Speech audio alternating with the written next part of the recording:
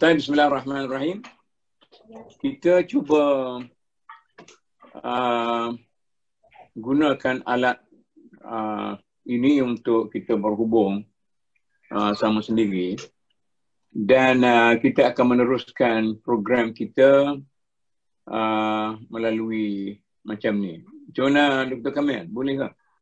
Alhamdulillah. Boleh ya?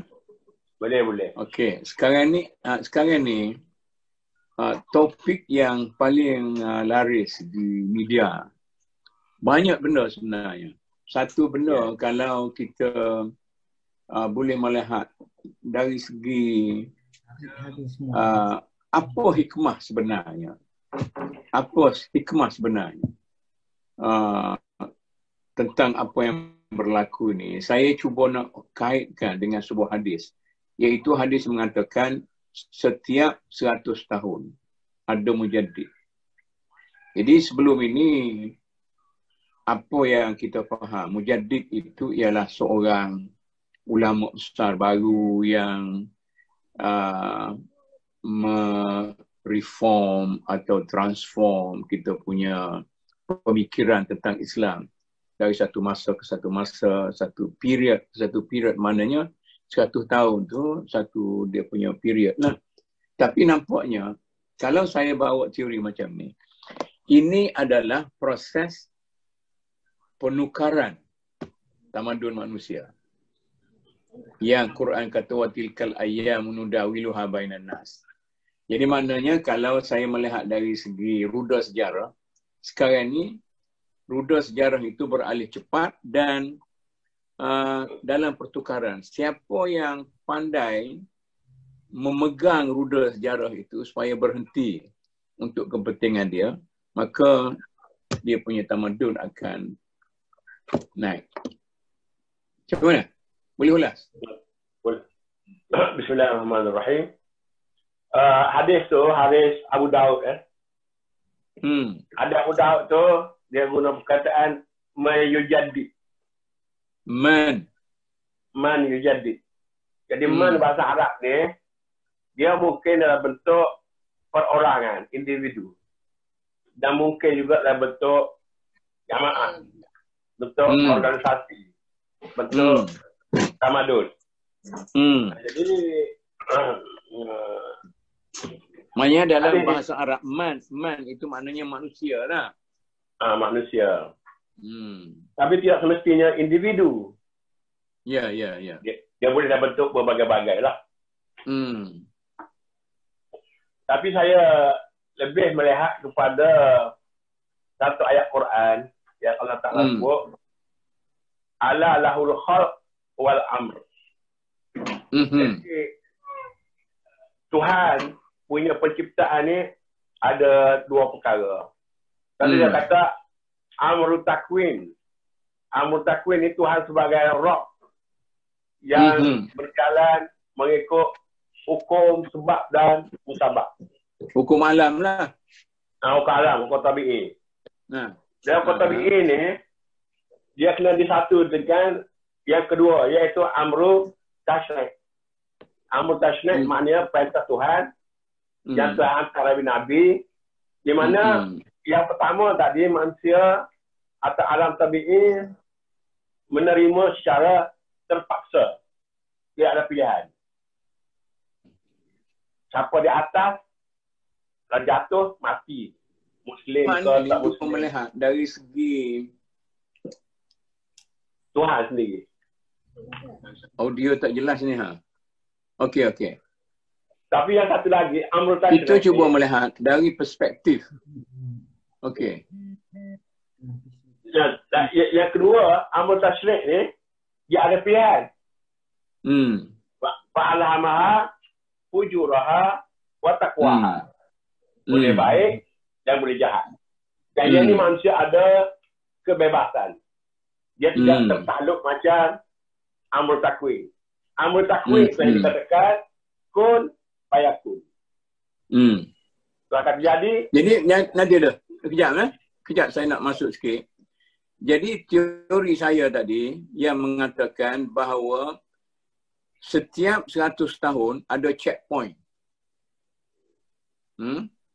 Jadi checkpoint itu yang kita sedar ialah wabak. Sebab orang dah kata setiap 100 tahun berlaku wabak ni. Jadi mematikan orang, sekian-sekian banyak wabak. Tetapi yang kita tidak tahu ialah misalnya dari segi pertukaran fashion pakaian. Kemudian pertukaran budaya, kebiasaan manusia. Kemudian penciptaan baru, rekaan baru dari segi sains, dari segi ilmu, dari segi apa kan. Sehingga kan kalau kita balik kepada teori-teori ilmu, kata orang pendidikan, apa yang kita capai pada hari ini lebih besar daripada yang 1000 tahun lepas. Itu dari segi perkembangan ilmu kan. Dengan adanya perpustakaan, dengan adanya semua digital semua sekali. Itu dia katakan checkpoint itu. Maknanya bukan artinya pada hari ini benda itu berlaku. Jadi perubahan itu berlaku mungkin dari segi populasi manusia, dari segi pertambahan, dari segi pengurangan, dari segi sakit, sehat, kemudian dari segi pementamadun, dari segi budaya, itu beza-beza tak? Jadi dari segi itu, bolehkah kita menerima apa yang berlaku hari ini sebagai satu proses yang positif bagi kita umat Islam lah? Pertama sekali, orang Islam tidak pernah pesimistik. Orang Islam sentiasa optimis. Dan setiap perkara yang berlaku boleh dilihat dari sudut positif dan boleh dilihat dari sudut negatif. Bergantung kepada kacamata mana yang kita pegang. Saya secara peribadi, saya berpegang kepada husnuzan kepada Allah SWT. Kita kena bersangka baik dengan Allah Ta'ala. Setiap apa musibah diberikan, maka kita kena bersangka baik. Ada hikmah di sebaliknya yang mungkin kita belum tahu. Tapi semua orang sudah meramalkan selepas semua penyakit ini, dunia akan bertukar. Dari sudut sistem, dari sudut komunikasi, macam sekarang ni. Dulu kita tak pandai berkomunikasi begini. Nah, kerana sebab-sebab ini, maka kita terpaksa menggunakan komunikasi melalui Zoom. Dulu orang lelaki tak masuk dapur. Dari dua ni, semua orang lelaki masuk dapur. Contoh. Ni, saya nak, okeylah. Dia macam ni, yang saya duk tengok dalam kita punya internet adalah banyak orang Islam kita yang nampak negatif. Bila berlaku benda ni, dah lah kita tak ada disiplin. Itu satu. Kemudian kita duk berteriak, tangis, berkreau untuk memikirkan benda-benda yang kecil. Malah ada lebih pada itu lagi, banyak yang duk jaja sekarang ni, kita dah nak kiamat dah. Duk jaja gambar hijau-hijauan di bumi Arab. Kemudian duk jaja hadis-hadis tentang Dukhan, tentang apa sampai ada setengah kawan-kawan kita tu lah. Duk sebut ini dah tanda, kalau ini, kalau letak deadline-nya puasa ni, raya ni, haji ni. Ini saya rasa pemikiran-pemikiran yang tak begitu positif lah. Maknanya kita cuba lari pergi masuk lubang bila benda-benda berlaku. Macam mana ni? Ini saya dah sebut banyak kali dalam program kita ni. Sebab orang Islam sekarang ni tidak mempunyai ilmu yang cukup untuk menangani kehidupan mereka. Yang paling dahsyat kalau kita tengok, ada orang menggunakan ayat Quran secara salah. Dia baca ayat wa qurna fi buyutikunna. Corona tu ya, corona ni. Ini panggil dajjal dakwah. Astagfirullahalazim. Ada ke pendawas benar kau orang main-main? Tak, memang ada. Dia tunjuk dengan ayat Quran, dia tunjuk dengan apa. Padahal corona tu, nun niswah. Kon tu duduk di rumah dia kata. Jadi dia campur aduk. Nah inilah yang berlaku sejak zaman dulu lagi. Sejak zaman dulu lagi, pendakwa, dia tengok orang mana semayang. Dia pun keluar hadap dia mau nak. Kalau semayang ni dapat ni, semayang ni dapat ni. Jadi orang-orang jahil, orang-orang tak tahu, terpesona dengan dakwaan-dakwaan yang disebut oleh Nabi sebagai du'atun ala abwabi jahannam. Ini serius sebenarnya. Apatah lagi penggunaan hadis dan sebagainya. Gambar-gambar yang ditunjuk tu ialah gambar-gambar yang ada di Tok A, mana-mana di Tok A ni bukan 10 tahun. Kalau tahun dulu dia dah hijau. Hijau lah tu di Tok A tu memang dia tempat orang nanam. Jadi ini okeylah. Nanti. Kita jangan terjebak dalam polemik itu. Kita hanya nak setuju supaya semua orang sedar lah. Sorry lah, potong rambut pun betul tak gunting apa semua sekali. Saya nak balik macam ni. Tapi kita kena pegang dulu. Orang Islam, dia mesti optimistik. Positif. Okay. Sekarang ini, kita ambil satu checkpoint bahawa dengan adanya wabak ini, ia merupakan satu checkpoint terhadap perubahan tamadun. Kita balik ke Malaysia lah. Sebab kita tak ada fikir lagi kita nak jadi juara pengubah dunia, walaupun semalam orang kata Datuk Hisham akan pergi duduk dalam sekian-sekian WHO, sekian. Itu kita orang rakyat yang miskin ni, kita tak fikir yang tu kan. Jadi yang kita fikir sekarang ni, bila benda ni berlaku, kemudian dalam konteks negara kita, dalam konteks orang Islam, dalam konteks orang Melayu, apakah satu benda yang sepatutnya kita lebih positif? Pertama, kalau saya nak anjurkan. Pertama sekali saya nampak, dari segi keuangan, orang Islam Melayu tidak ada tabungan.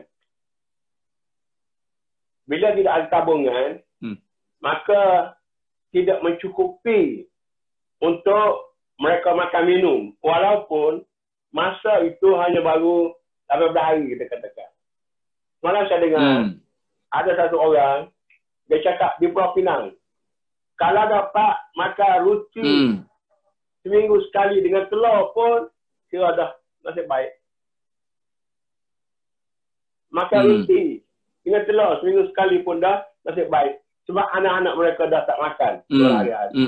Maknanya masyarakat kita tidak ada tabungan yang menyebabkan sudah habis duit untuk kita makan dan keperluan-keperluan asas yang lain.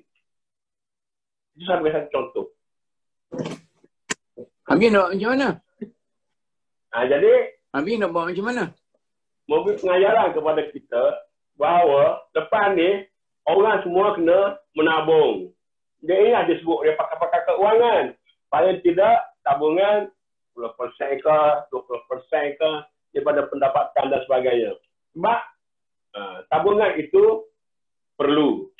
Jadi istilah kais pagi, makan pagi, kais petang, makan petang, paling tidak kena tukar kepada kais bulan, makan bulan. Atau kais 6 bulan, makan 6 bulan. Paling tidak tabungan itu 6 bulan ada. Sebab kalau berlaku apa-apa, dalam masa 6 bulan tu, dia masih boleh survive. Itu kalau sekiranya kita masih ada peluang. Ya. Maknanya itu solutionnya, maknanya kita tidak mengambil peluang sepenuhnya sekarang. Jadi kalau kita tahu realitinya sekarang, orang kita tak cukup makan. Maknanya dia panggil hard time. Dalam keadaan yang susah. Falsafah ada mengatakan bahawa keadaan yang susah boleh melahirkan, itu dah kita cakap tentang orientasi Nabi, tentang apa semua-semua sekali kan, kesusahan.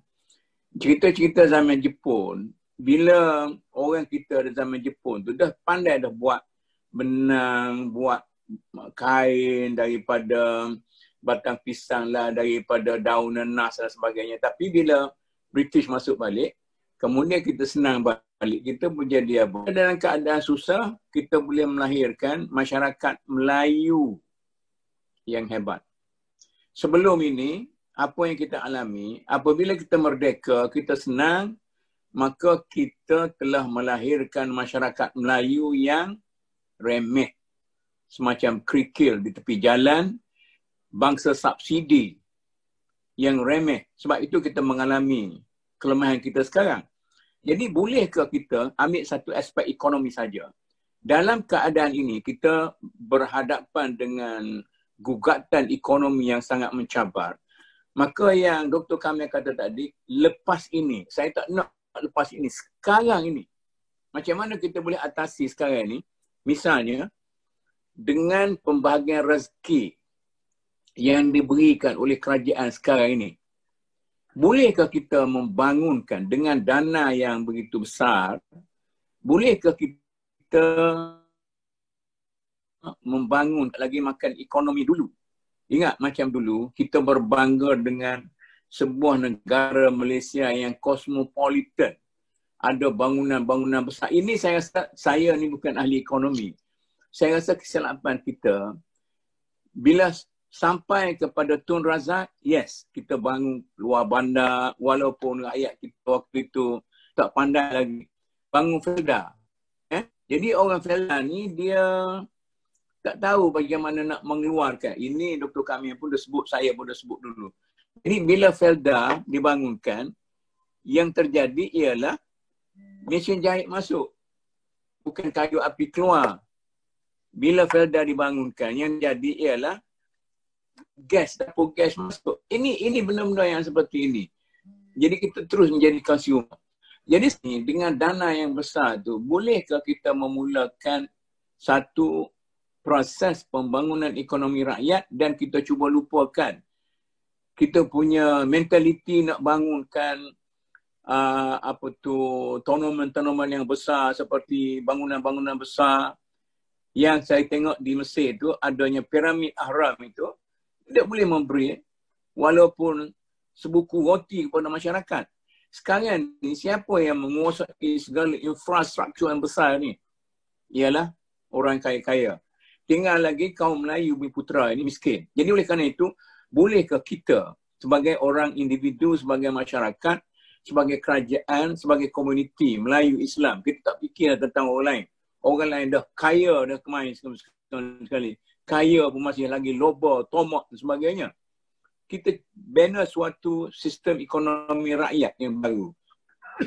Kali bila jual, dalam keadaan sekarang, kalau nak jual bangunan-bangunan besar, apa semua sekali jual, tapi bangun ekonomi rakyat. Macam mana? Boleh tak? Sekarang ini berkait juga dengan polisi kerajaan. Kerajaan kita sekarang masih lagi menggunakan polisi memberi ikan, bukan memberi pancing. Sepatutnya sekarang ni yang 25 bilion dan sebagainya diberi dalam bentuk pancing, bukan diberi dalam bentuk ikan. Sekarang ni kita kembali kepada cara lama juga. Dengan membagi ikan-ikan. Sama ada ikan baru, sama ada ikan nanti saya nak buruk. stop. Saya nak stop ni. Saya nak stop ni. Yang ni tu, tak sempat dah kita nak pergi mancing. Kalau tak bagi hari ni, nak pergi mancing, tu dah rebah, dah lapar dah. Sekarang ni, dia panggil bantuan segera untuk boleh hidup hari ni. Lepas tu kita bagilah pancing. Jadi sekarang ni, kalau kita nak bincang tentang dasar kerajaan, selepas daripada apa yang kerajaan bagi hari ni, yang kata 3 hari sekali tak boleh makan, 3 hari sekali baru boleh makan, biar dia boleh jadi 3 kali sehari makan. Okey? Kemudian barulah kita bagi pancing. Jadi sekarang ni, selepas satu episod memberi makan kepada orang, barulah kita cuba membangun. Misalnya kata bulan depan, 2-3 bulan lagi kita cuba membangun ekonomi rakyat. Kemudian pusat-pusat perkembangan ekonomi mewah yang dikongkong oleh perbankan, yang dikongkong oleh konglomerat besar, yang dia apa semua sekali. Jadi kalau nak kata negara kita meleset dari segi ekonomi, tetapi rakyatnya, terutama sekali rakyat Bumiputera yang mempunyai hak yang sebenar dalam negara ini, boleh hidup dengan baik. Adakah? Itu saya nak tanya, bagaimana Islam memberi satu petunjuk supaya para pemimpin kita sedar bahawa apa yang mereka lakukan sekarang ini semuanya berasaskan kepada falsafah liberal barat yang suruh orang berebut, yang sudah berperut gendut itu dia boleh dapat cepat. Kalau kita hadkan misalnya, kamu tidak boleh menerima atau memiliki harta sebanyak ni, dia akan guna proksi. Saya pun tahu berapa ramai orang kaya-kaya, dia bukan sahaja atas nama dia, dia guna atas nama proksi dia. Jadi kaya konglomerat besar.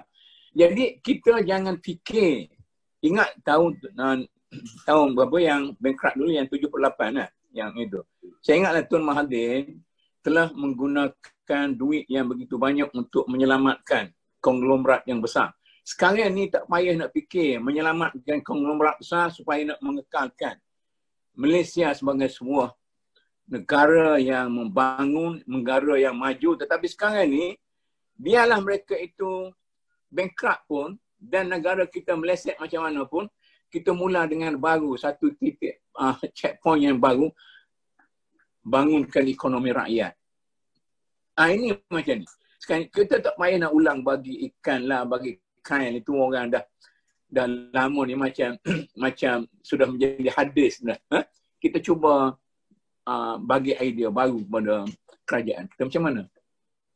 Dia falsafahnya dalam Islam berbanding dengan Barat. Islam dia punya, dalam Quran sebut bila berlaku Iblis jumpa dengan Adam tu, dia bagi tawaran saja. Iaitu yang menjadikan teknik kepada manusia. Makanan, minuman, tempat tinggal, pakaian. 4 perkara saja. Tapi yang lebih tu, soal modal, soal ayam besar-besar dan sebagainya, itu yang dibuat oleh Barat. Iaitu keperluan yang tak pernah kenyang-kenyang. Bagi 10 mahu 100, bagi 100 mahu 1000, bagi 1000 mahu 1 juta.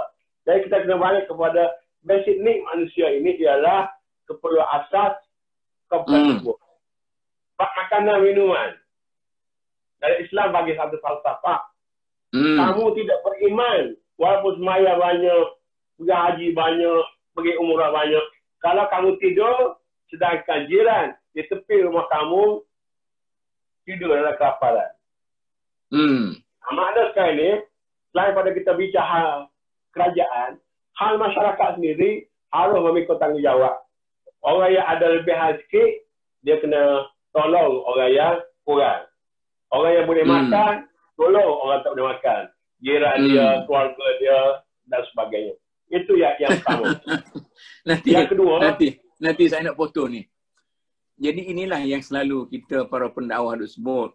Orang kaya mesti tolong orang miskin, orang alim mesti tolong orang jahil. Ini yang slogan ataupun gembar-gembur yang kita cuba suruh masyarakat kita. Tapi masyarakat kita miskin rohani. Dia boleh dengar tetapi dia tidak akan melaksanakan apa yang kita katakan. Kamu tolong-tolong. Sekarang ni tengok kan, dia kalau berlaku aksiden tengah jalan, apa dia buat? Dia ambil gambar viral kan. Ada orang tergamuk ambil gambar orang duduk tengah nazak atas jalan raya kerana aksiden, kerana nak viralkan. Berasa aku hebat. Boleh tengok macam ni. Jadi jiwa macam mana sekarang ni? Adakah kita boleh mengharapkan macam ni perangai dia boleh menolong orang yang miskin? Orang yang nak mati tu pun dia nak viralkan. Duduk tengah nazak bukan main lagi. Apa tu besi masuk cocok dalam kepala, dalam otak bersembur. Dia masih lagi viralkan benda-benda macam ni. Macam mana tu? Itu kami. Jadi kalau kita balik, inilah kesalahan sistem kita mengajar anak-anak kita agama. Iaitu agama dan iman yang tidak hidup.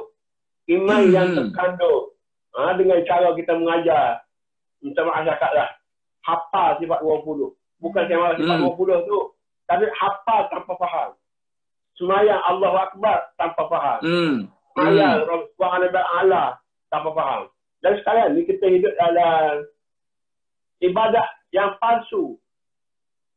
Okey. Hubungan yang terputus. Okey. Jadi sekarang ni, cuba kita fokus kepada dua golongan manusia yang kita mengharapkan jadi perubah masyarakat dalam negara kita. Satu, para pendidik. Yang kedua, para da'i, pendakwah. macam mana sepatutnya pendidik dan pendakwah ini boleh berperanan dalam keadaan gawat sekarang ini supaya kita boleh memulakan muntalak yang baru. Ini kita balik pada Khalid ni. Muntalak yang baru, ada awak kita dah tahulah. Kita jadi check betul point, starting point yang baru supaya kita boleh bergerak ke arah. Kita jangan fikir tentang orang politik. Orang politik ni macam dia ada. Tidak ada political mileage, dia tidak akan buat. Tetapi saya selalu kata sekarang ni, kita macam give up. Orang politik sekarang mewarisi politik zaman barat liberal. Jadi kita nak wujudkan suatu alternatif baru, iaitu pembangunan masyarakat berasaskan kepada pembangunan sosial, pembangunan intelektual yang tidak ada sangkut paut dengan political mileage orang-orang politik. Macam mana kita boleh mulakan satu reformasi atau transformasi atau apa-apa masih lagi lah. Yang ni pun duk kelahi lagi ni. Saya dengar kalau orang politik sekarang ni dalam keadaan duk mati sekian banyak hari-hari duk kelahi politik lagi. Ini bukan seorang reformis yang betul-betul mempunyai keinsafan untuk membangun ummah. Kita tolaklah macam tu. Kita perbincangan kita ini macam mana golongan yang kita anggap sebagai orang agama dari segi pendidik, dari segi dakwah boleh memulakan suatu era baru. Maknanya inna ma'al usri yusra. Dia katakan 100 tahun tu keluar, maknanya satu reform tajdid yang lahir daripada suatu keadaan yang sukar. Dan ini supaya kita boleh memimpin bangsa kita naik ke atas, dan maknanya para pemimpin politik kata kita nak naik ke atas tanpa mengganggu orang lain. Dengan modal sedikit yang ada. Macam mana? Balik kepada konsep kedai runcit semula. Saya melihat kalau kita nak betul daripada pendidikan, sama juga guru, sama juga pendakwah, sama juga ibu bapa. Yang berlaku sekarang ni, kita memberi maklumat kepada anak-anak kita.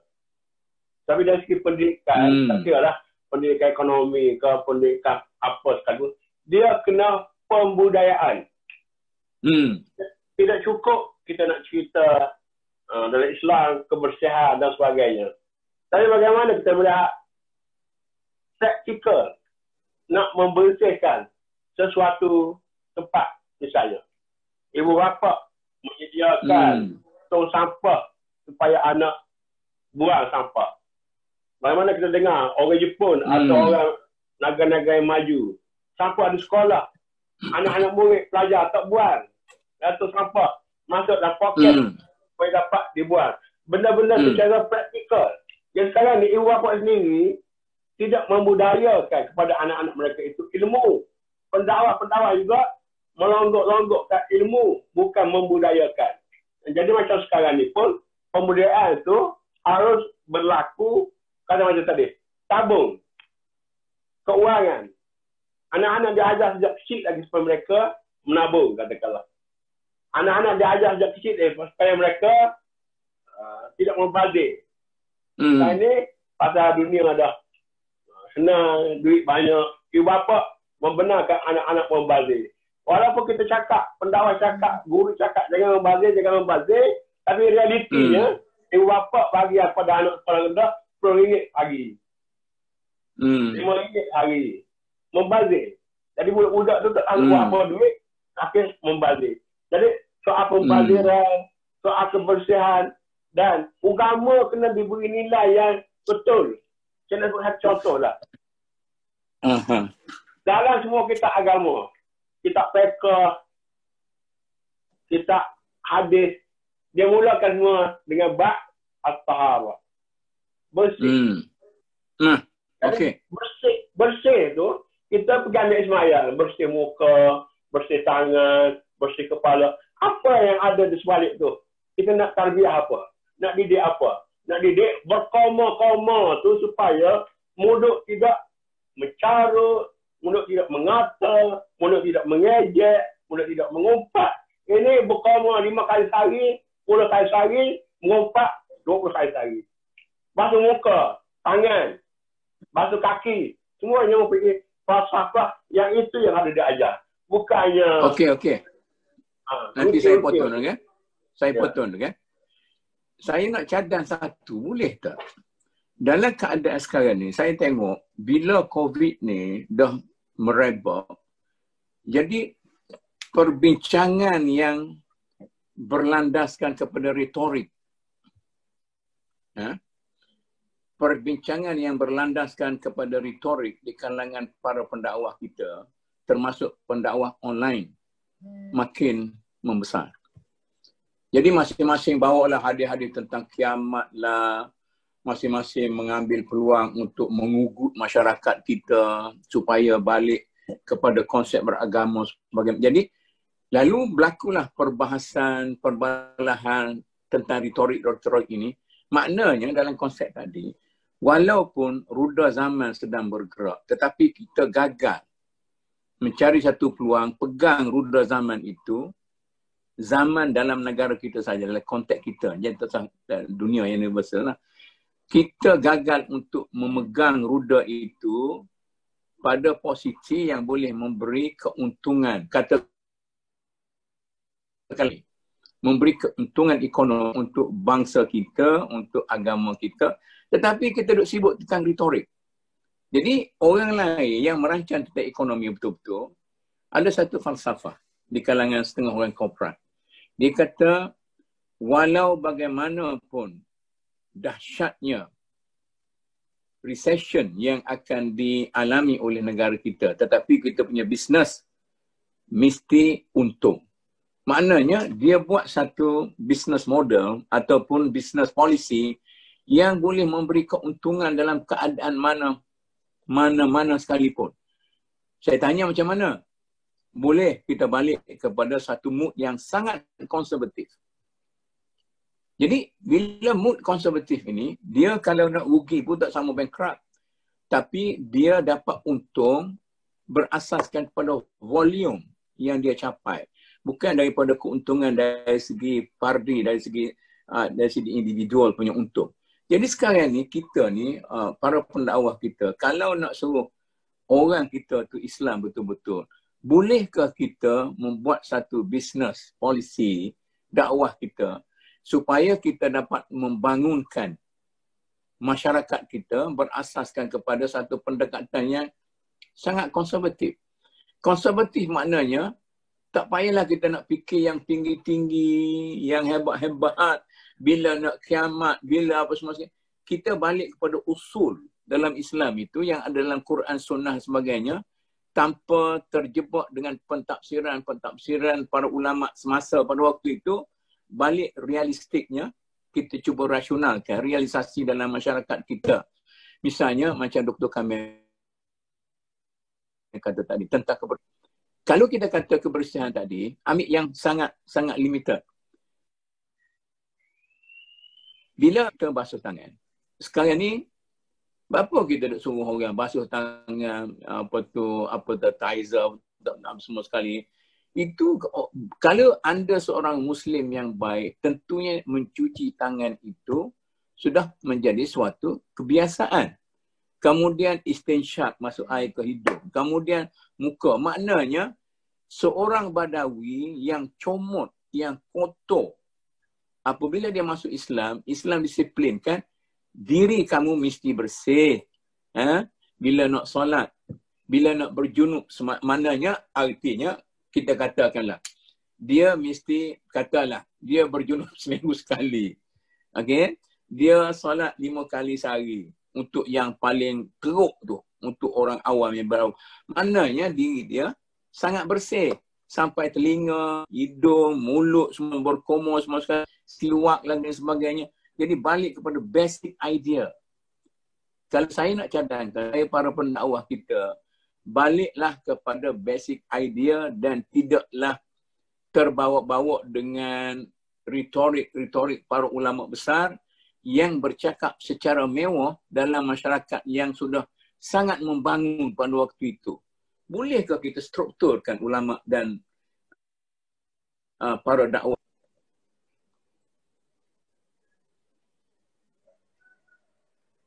Cuma kita kena balik kepada, kita tidak boleh bercakaplah kekosongan.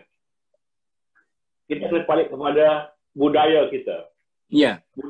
Budaya orang Melayu, dia budaya dari atas ke bawah.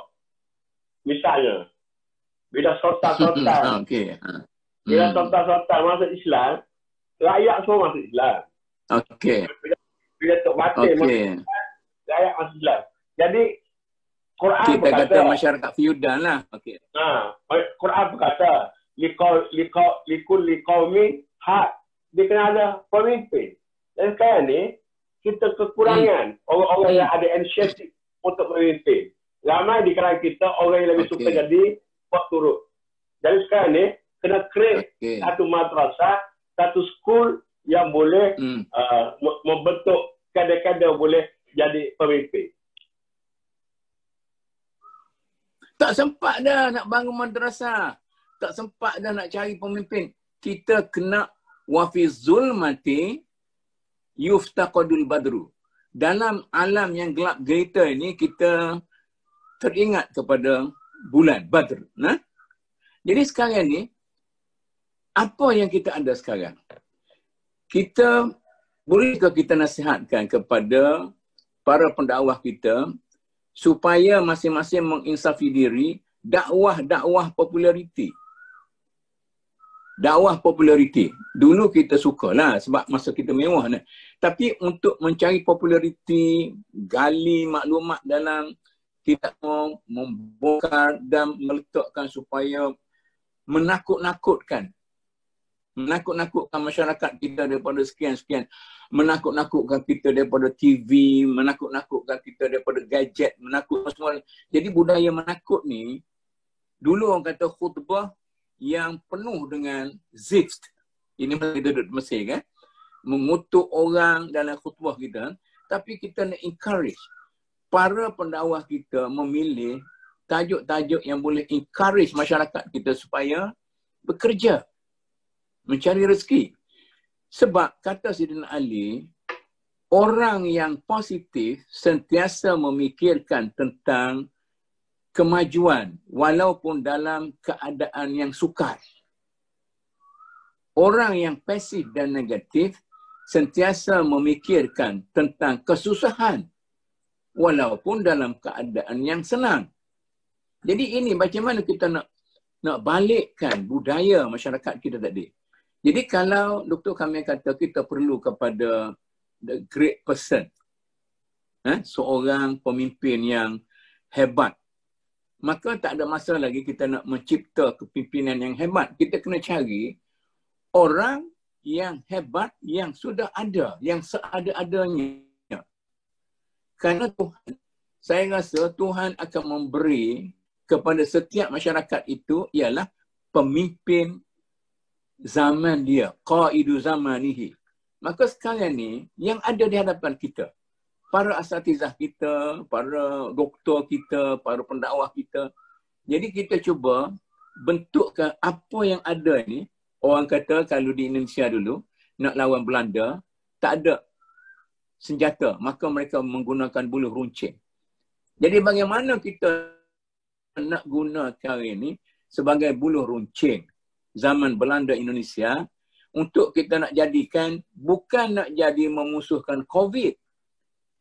Sebab COVID tu dah ada orang dah. Kita patuh sudah nak. Tak payah nak fatwa ini kalau kita kata kalau Datuk Isham kritik orang pendakwah ni lah, tabligh dah. Maka reaksinya keras. Tapi kita nak cerita, kita akur saja dan kita tumpukan kepada apa yang sebenarnya patut kita lakukan. Bukan apa yang ada di hadapan kita ni, kena ada keluar kotak. Keluar daripada kotak. Sekarang ni kotaknya ialah COVID. Tak payahlah kita nak bincang tentang COVID lagi. Kita kena cari berbagai-bagai alternatif untuk membangunkan. Masa orang rugi, kita mesti jadi untung. Ini saya pegang falsafah ni. Masa orang rugi, kita perlu untuk, saya nak cerita Dr. Kamil, dari segi saya sebagai seorang muda, saya pun tengok diri saya tidak akan dapat sesuatu pada waktu keadaan yang senang. Tapi keadaan susah, orang kata, itulah kita boleh berfungsi, kerana semua orang-orang berfungsi, tukang-tukang bodek pada waktu itu kan, sudah lari. Tidak ada kepentingan lagi. Sekarang ini, kepentingan-kepentingan sudah hancur. Para pejuang kepentingan tidak berselera untuk beraksi sekarang ini. Sebab aksi macam mana pun tidak ada kepentingan. Orang tak latih korporat tu, orang tak apa semua, tak ada dah. Sekarang ini yang adanya kekosongan, faragh.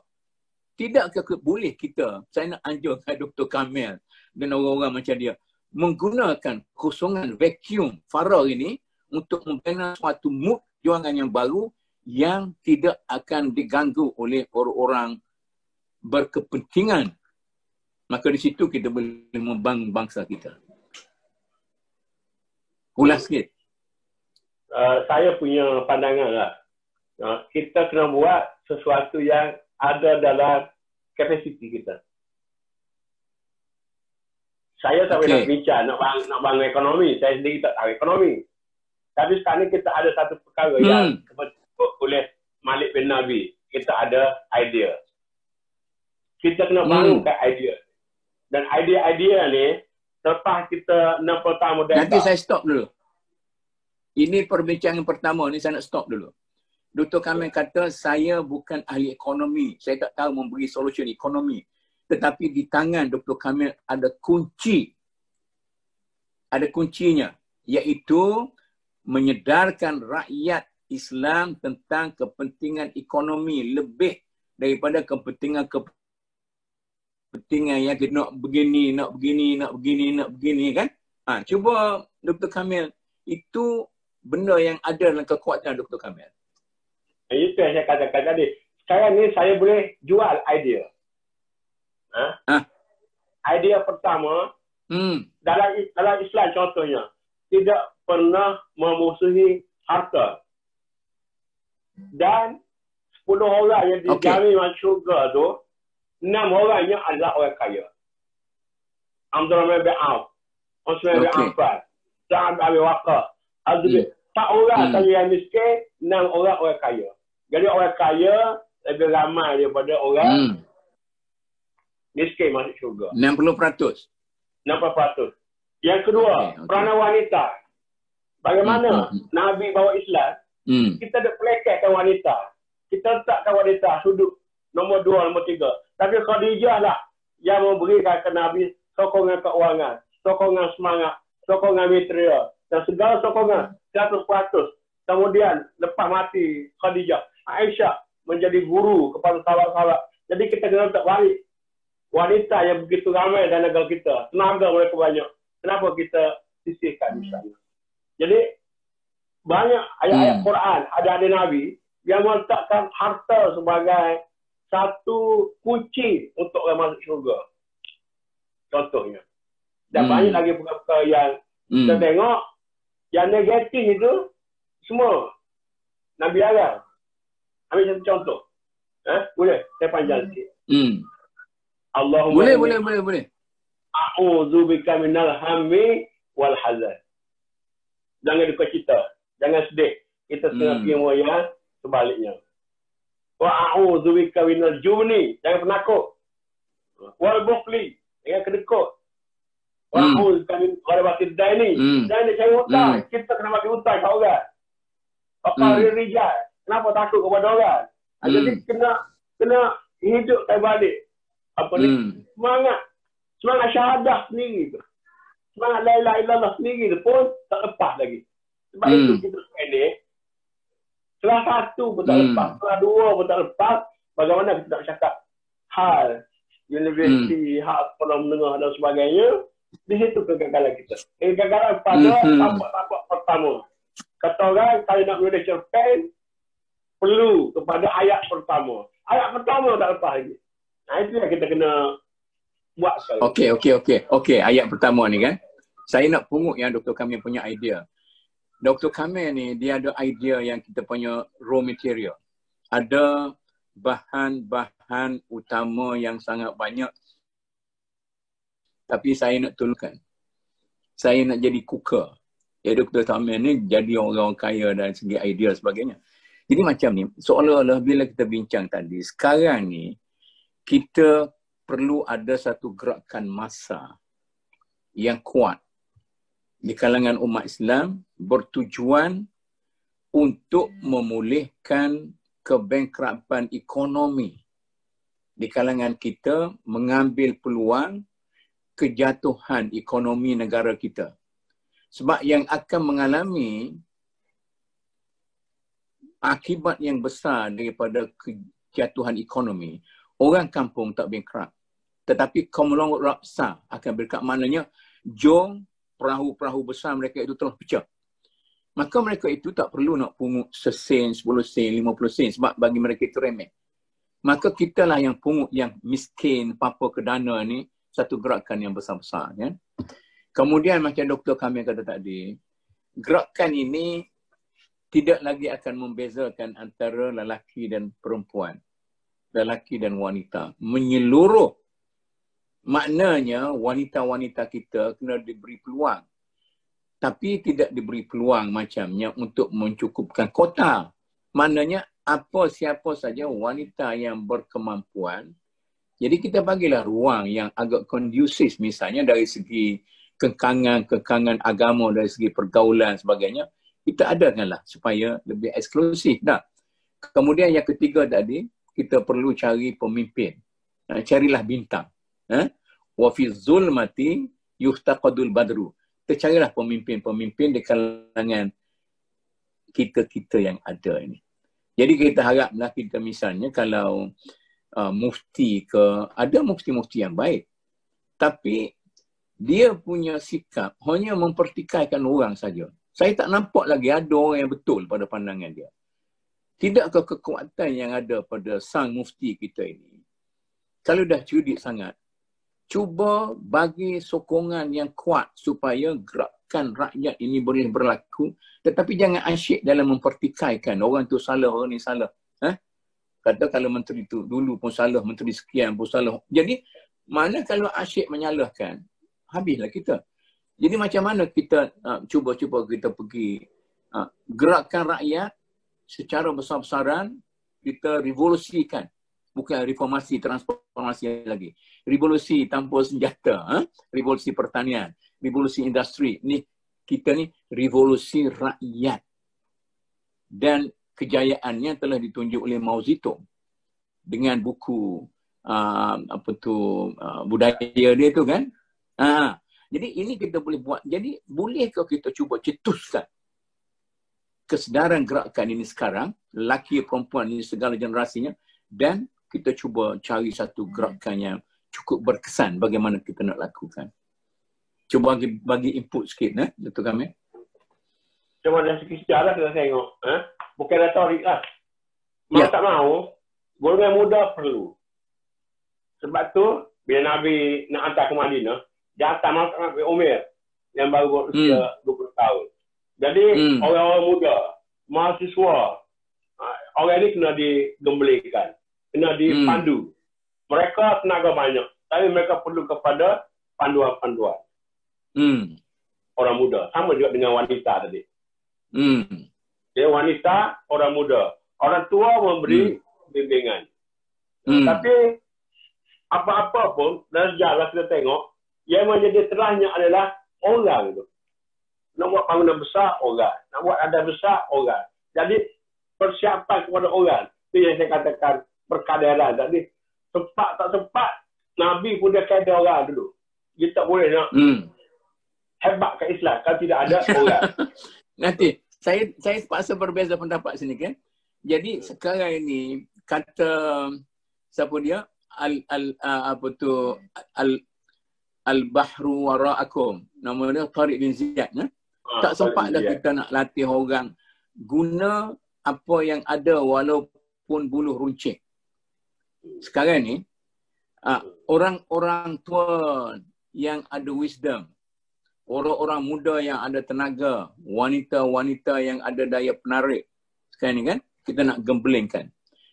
Cuma dalam masyarakat kita sekarang yang ada ialah orang-orang tua yang sudah kita kata menjadi buih. Ataupun orang-orang tua yang sudah dicemari oleh kekotoran persekitaran. Macam kata Salim, ibarat apa tu, air dalam debu, apa tu, bersih dalam debu. Dipandangnya macam mana. Jadi, saya punya falsafah, orang tua itu ibarat hulu sungai. Kalau keruh di hulu, maka keruh di hilir. Apa yang dialami, kebobrokan yang dialami oleh orang-orang muda sekarang ni, kerana orang tua tidak berfungsi dengan baik. Ibarat hulu sungai yang bergeladak dengan kekotoran. Mana tugas pertama, bagaimana kita nak membersih pemikiran orang-orang tua kita, yang kita kata wise people itu, untuk menjadi satu gulungan yang baik, yang boleh menjadi macam Saidina Abu Bakar, yang boleh menjadi macam Uthman dan sebagainya.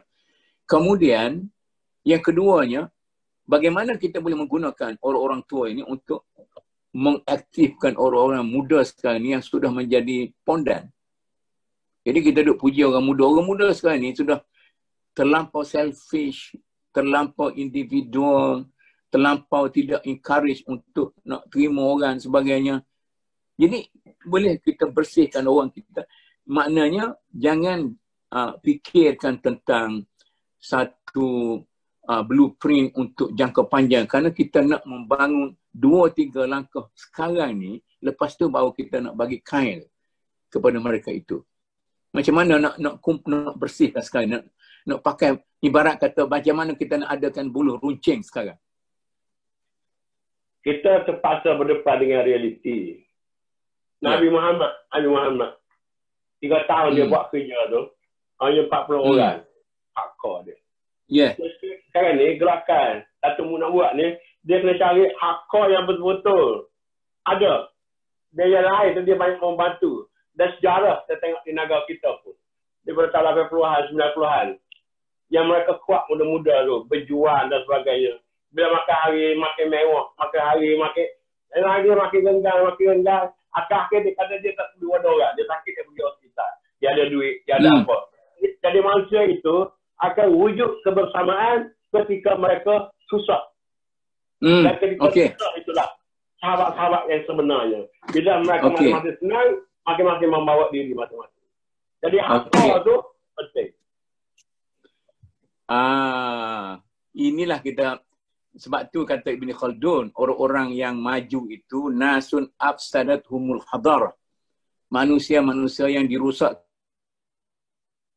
oleh tamadun. Jadi sekarang ini kita duduk berada dalam keadaan yang gawat. Maka kita cuba mencari para pejuang yang unggul, yang bukan bertujuan untuk mencari kepentingan semasa. Okay? Yang bukan jenis kaki untuk nak jadi mencari kedudukan dalam masyarakat satu. Kemudian kita perlu pada satu gerakan rakyat. Okay? Jadi kita macam inilah. Hari ini kita berbincang di sini. Kita harap boleh diterima oleh para pendakwah. Saya tengok ada pendakwah kita yang berdakwah di TV. Saya pun heran macam mana orang ni boleh cakap macam ni. Seolah-olah ni dia ni ada wahlham, bau, tetapi cakap dia negatif. Mana kata kita boleh menjadikan mereka ini orang yang positif, balik kepada prinsip asas yang hebat dan kemudian kita konservatifkan. Kita konservatifkan.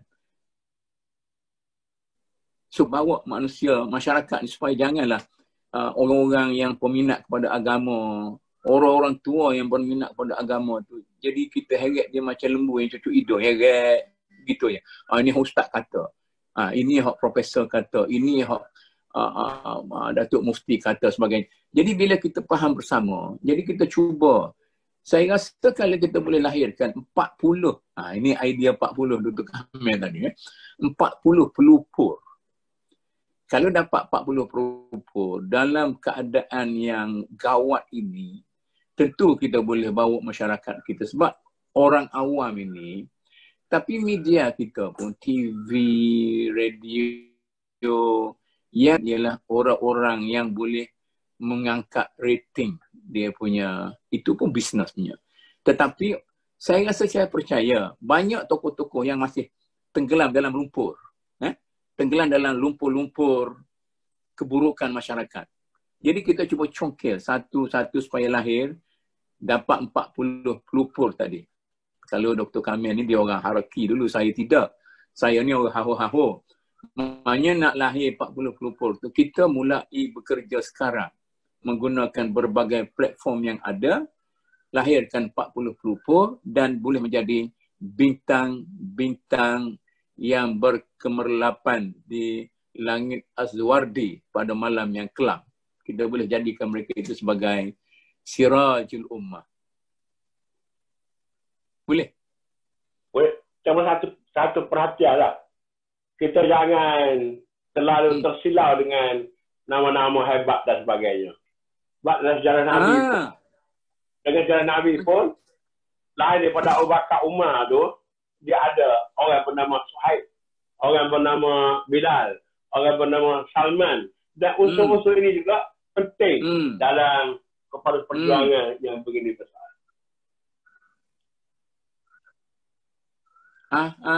Saya pungut. Kita lupakanlah nama-nama yang popular. Okey?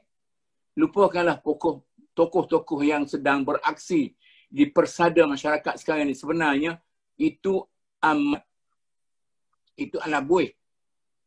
Maka kita perlu mencongkel bakat-bakat baru yang bertenaga, yang tidak dapat dilihat sekarang. Itu sebenarnya isi sebenarnya yang mendap. Kita dok tengok sekarang ni ialah buih di atas. Begitu kan? Itu saya terima idea itu. Carilah bintang daripada kalangan mereka yang tidak popular. Yang sudah popular itu dah standard dia. Begitu kan? Boleh terima tu? Boleh. Kita panggil Yundi Majhul.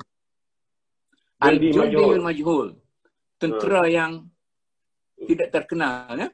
Mungkin. Maknanya betul-betul dalam keadaan baru, boleh buluh runcing kita akan terdiri daripada bukan lagi buluh-buluh yang sudah popular. Buluh ini sudah ada di kita cari orang-orang dulu dalam masa 7-8 bulan ini lahir satu generasi baru yang kita congkel, yang memang sudah ada tetapi disembunyikan oleh kekarutan karut-marut masyarakat kita, debu-debu zaman yang menyebabkan mereka itu tenggelam dalam lumpur, yang lahirnya ialah buih-buih yang berterampungan di atas air. Begitu kan? Saya terima. Akhir saya nak sebut satu lah. Kita kena ada satu alimat. Kami fi'atin qalilatin ghalabat fi'atin katsiratan bi'iznillah. Dan kalau kita tengok ayat ini, ialah orang yang tahan menghadapi suasana tadi, yang bila dikatakan jangan minum air, orang lain minum air, maka selalu lapar, selalu dahaga. Tapi yang sedikit ini, yang boleh tahan ini lah akhirnya, yang telah sebut kami fi'atin qalilatin ghalabat fi'atin katsiratan bi'iznillah. Iaitu yang kita nak. Dia berapa peratus? Ishruna sabiru yaghlibu mi'atain ya. Cuba itu bergantung kepada kekuatan. Cuba kuantitatif. Satu masa satu nisbah 10. Tapi satu masa lebih kurang 10. Satu nisbah 100. Ini bergantung kepada kekuatan. Tapi angka tak ada masalah. Kita cari 1% lah. Okey. Okey. Nantilah insya-Allah kita sambung perbincangan ini, dan perbincangan ilmu kita sebelum ini kita tangguh dulu. Kita ambil keadaan semasa sempena dengan COVID-19 dan kita cuba melihat dari perspektif yang positif. InsyaAllah kita ini sekarang ni pun kita sepatutnya Zoom ni, dia boleh guna 40 minitnya. Macam mana Dr. Basri buat boleh sepanjang ini ya. InsyaAllah bincang lepas ni bagaimana kita memanfaatkan mekanisme ini untuk kita menanam kesedaran di kalangan masyarakat kita. Jadi hari ini terima kasih banyak kepada Dr. Kamil yang membuka satu ruang yang luas untuk kita gali selepas ini. Sekianlah tuan-tuan. Wabillahi taufiq. Wassalamualaikum warahmatullahi wabarakatuh.